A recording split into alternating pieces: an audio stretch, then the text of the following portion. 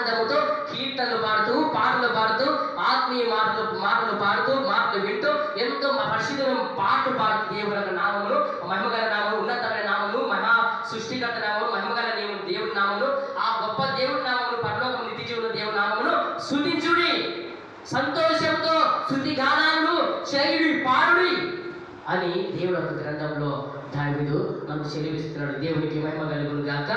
హల్లెలూయా. కాబట్టి దేవుని యొక్క ఆరాధనలో నిలిచిస్తున్న నీవులు మనమును ప్రతి వారిని ఏం చేయాలి? మనము దావీదు వలె మనం కూడా స్తుతించడము, దావీదు మనం కూడా ఆ దేవుని మన ద్వారి, మన ఆత్మీయ ద్వారి, అత్తు ద్వారి, మన మన మన నోటి నుంచి ప్రతి పాట దేవుడు ఒక సన్నిధికి చేరాలి, దేవుని ఆలయానికి చేయాలి. దేవుని మందిరానికి, మహామందిరం ఉంది పరలోకం జీవనంలో.